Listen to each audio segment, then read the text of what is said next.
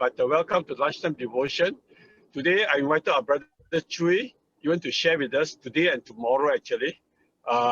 He is the head of the Rafa Ministry, the KL sector or Selangor branch or whichever. Okay, and they are involved actively in counseling and helping people to deal with some of the struggles in the Christian life. And one of them is all the area of doubt, worry, fear, depression, mental illness, and spiritual oppression, all that.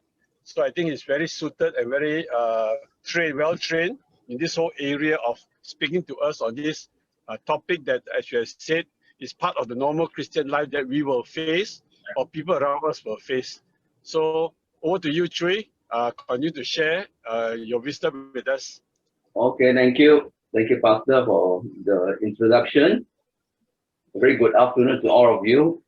It's a great joy to be able to share with you this afternoon. Although it's not a very sort of enlightening topic, at times most of the topics that we deal with are very depressing. So this whole area on worry, fear, anxiety, they are what we call the unholy trinity. Whether you have worry, fear, so they are of different degree and different sort of definition, but they are somewhat in the same fellow, so to speak, and they can actually lead to depression. Yeah, I'm trying to follow the being with Jesus. Today we are talking about facing fear, and there's some text down there. So I thought it would be good to use the text that is given. So I'm going to start with Genesis chapter 31, and then I will use it as a launch pad and then move on to the next chapter. So in Genesis chapter 31, we see how Jacob, after serving with his uncle for about 21 years, about 20 over years, he's want to balik kampong, so to speak. So he was there because he wanted to marry Rachel, and the uncle cheated him. Instead of Rachel give him beer, 7 years, another 7 years. So he ended up about 20 over years, and it was time for him to go back. And the uncle sort of agreed to let him go back, but he does not actually fully trust the uncle. So while the uncle was not around, in the middle of the night, he took his family, his livestock, and he sort of ran away. So if you can picture the scenario, so he's not going off with a very sort of happy departure, but with fear, anxiety, and under the cloud of darkness, then he went off. And of course, the story went on to say the uncle chased after him, because the wife, Rachel, actually took one of his idols, and it was as if the uncle is going after the lost item. Now, we also got to understand why Jacob was running away from home to the uncle there. At home, he also had problems. He cheated his brother. So he cheated his brother twice. He cheated his brother of his birthright. He cheated of his brother of the father blessing. And he got some sort of dark secret at home that he did. So he was ended up in the uncle place, and now it's time for him to go back. So from there, I want to move on to the next chapter. So instead of looking at chapter 31, I want to look at chapter 32. So he was actually on his way back to home place where his brother Esau will be.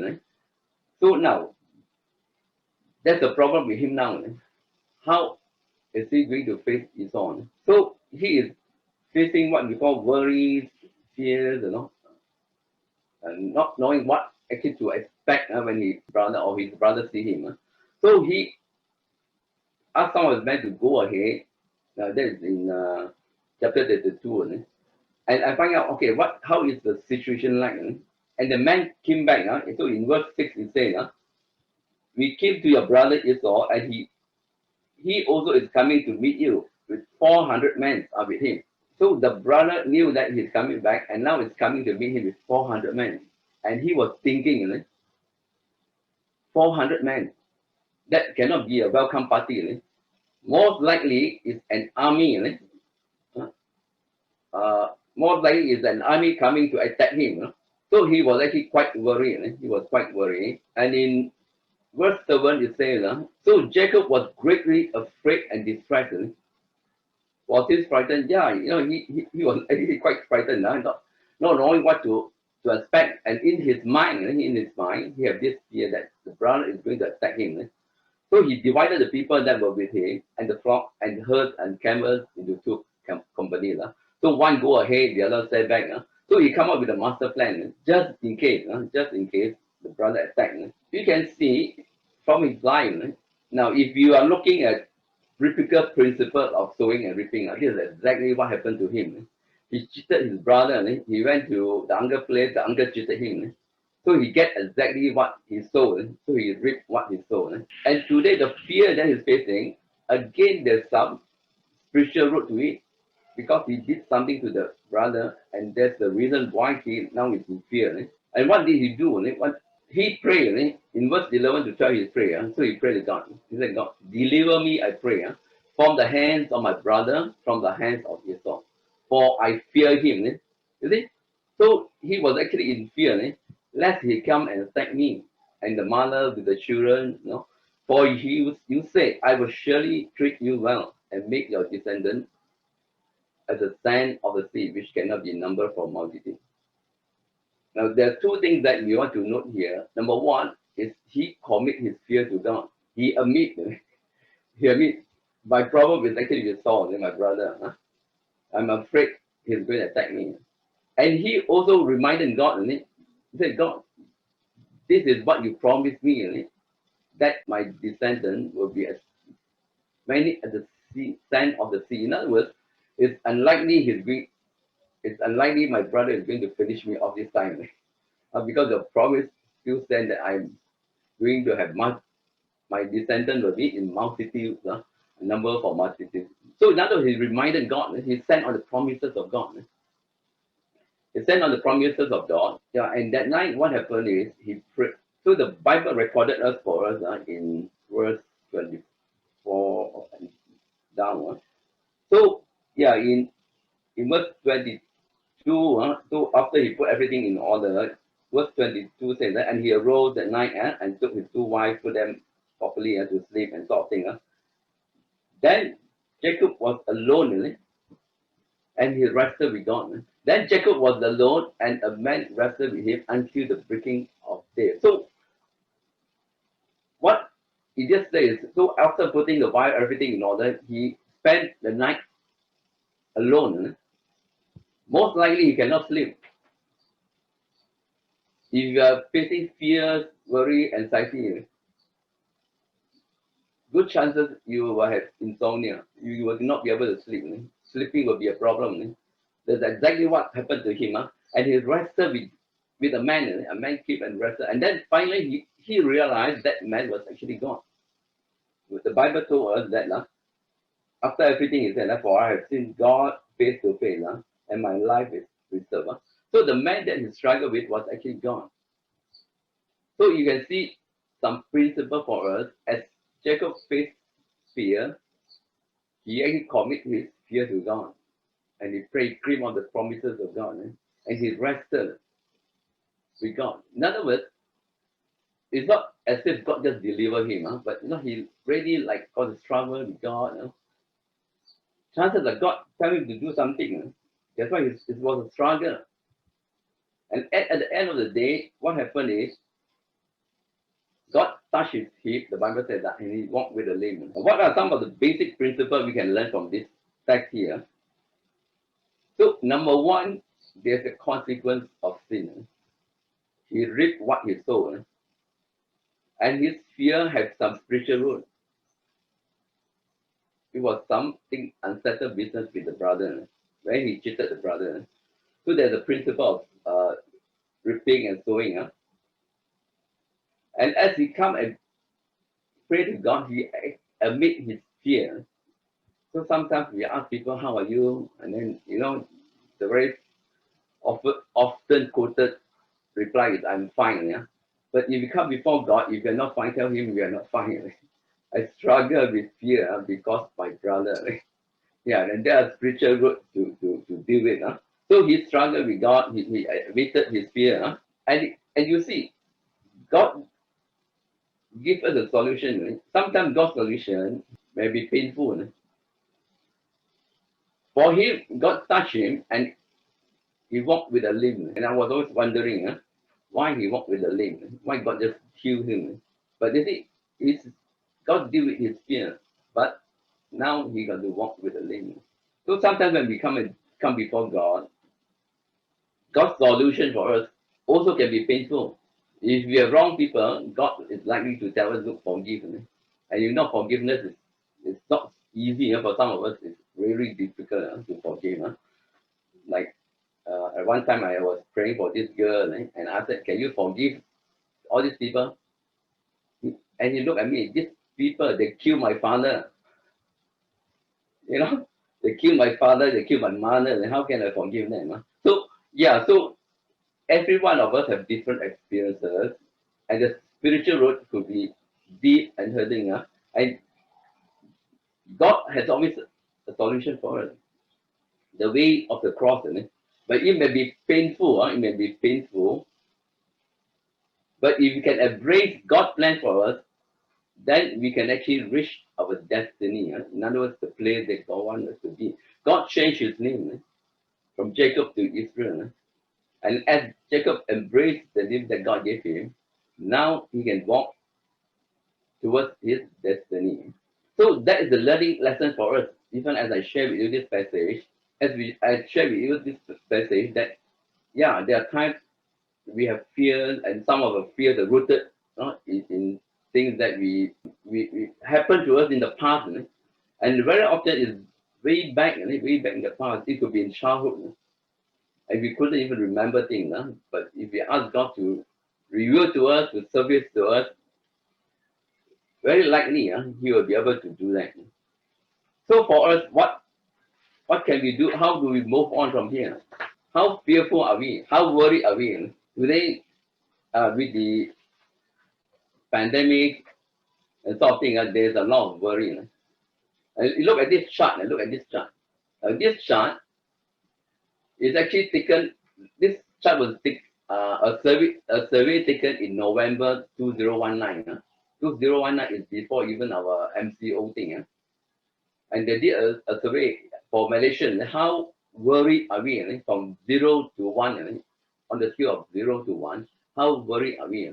And I'm not sure from what he's based on. So from the text he put down there, based on our political sort of situations, economy and sort of thing, our living and all that.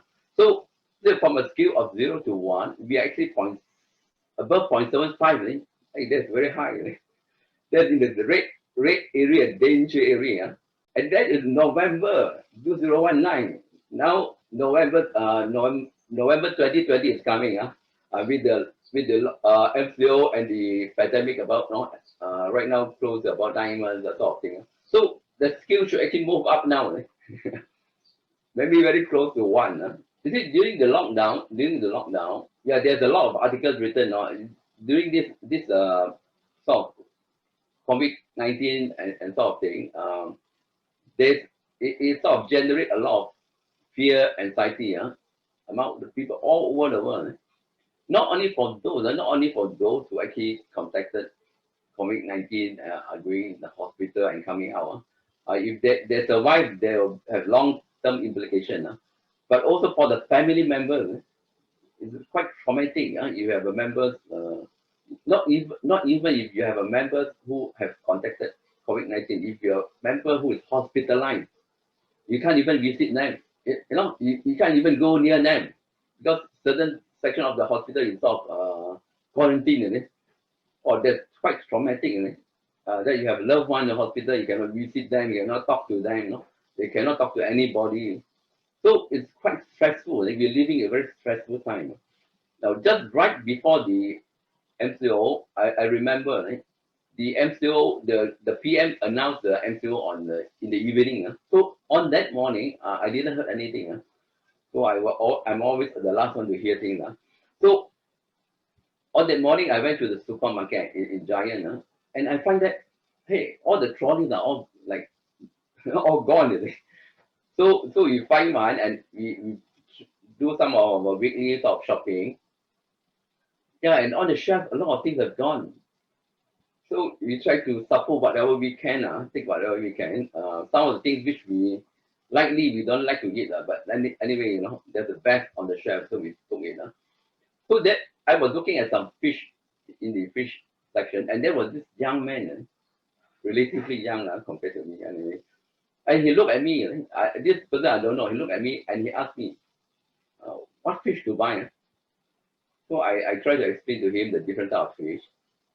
And he told me, tomorrow I'm working from home. And he speak like he want to cry. And that is before the MCO. And yeah, he looked so lost, isn't it? With all the things coming, he looked so lost. And a few days later, a friend texted me and said, look, can you speak to this friend of mine? He got anxiety problem. And we have another friend who, because of the lockdown, went into a sort of depression mode now. Not very deep, but managed to get him out. Because with the pandemic, you every time you go out, you got to like come back, you have to clean up yourself, you wash your clothes, And for this guy, he got to boil hot water and then wash the clothes. I said, why do you need to do that?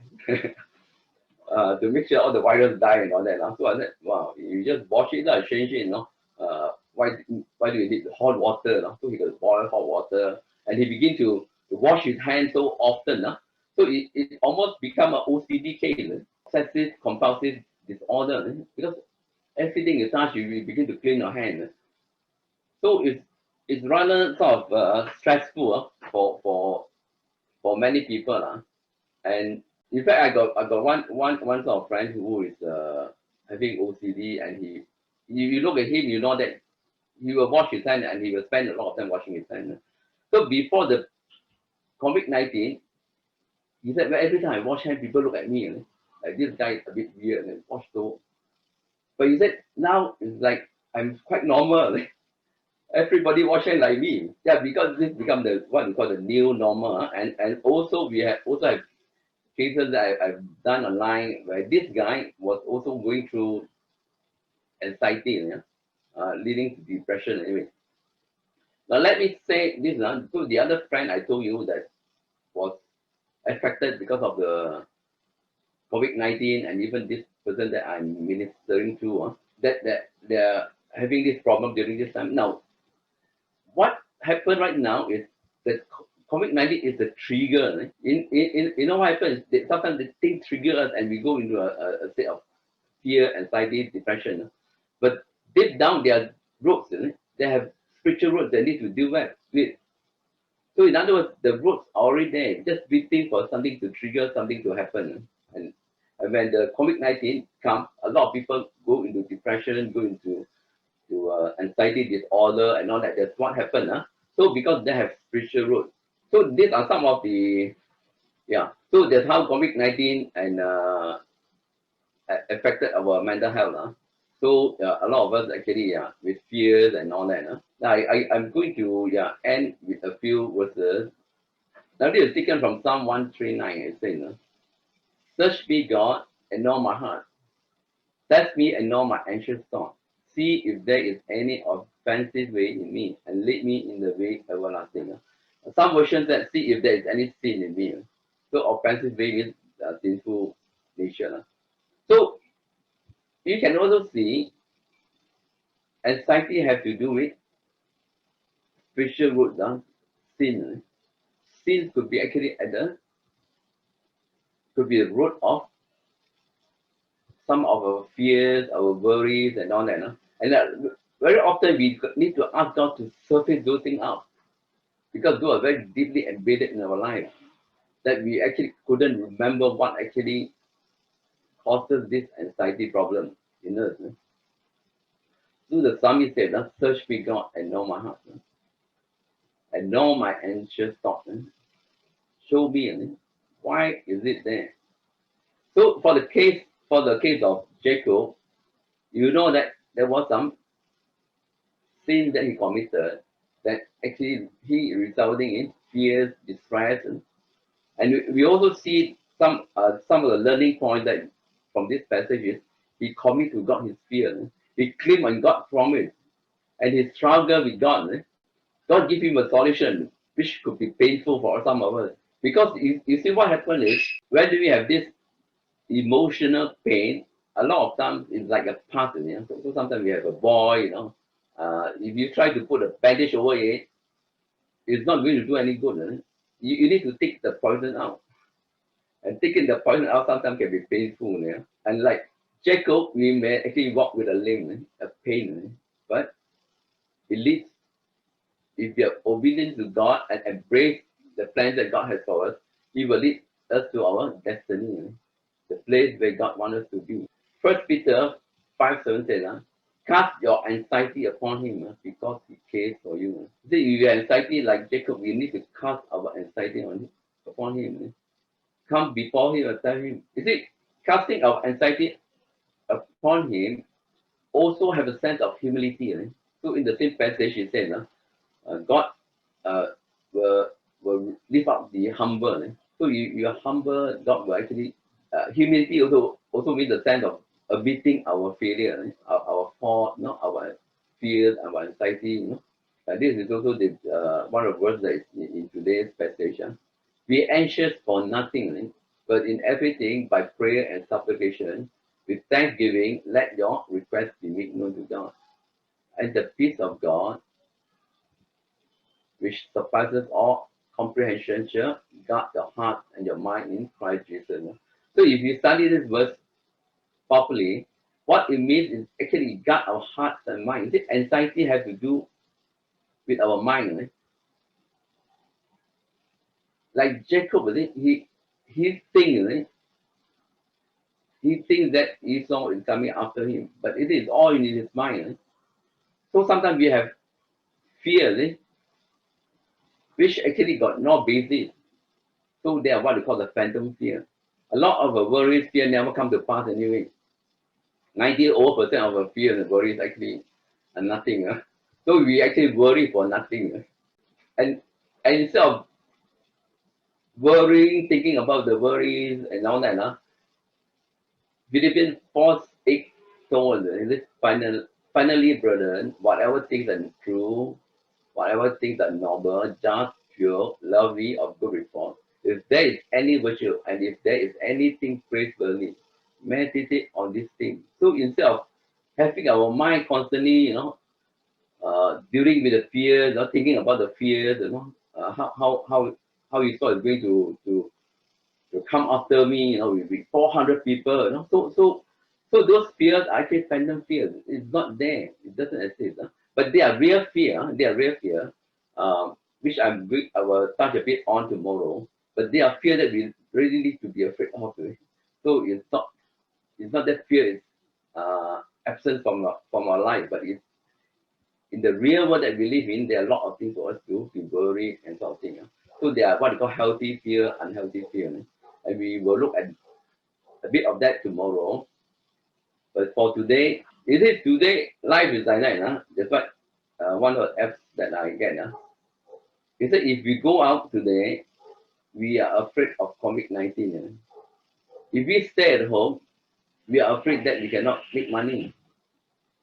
If we go out for our lunch, our meal, we are afraid that we get fined $1,000. Then we stay at home and cook, and we are afraid there's no water. That's what happened, no water. So thank God the water in my area just came. So it's in the garden. If I open the garden tap, there's water. But we will take until maybe tonight before it can reach the kitchen. So that is my worry for my lunch. So I need to go and tap out, but make sure that I don't get fined for $1,000. So with that, I will just pass it back to Pastor Komar.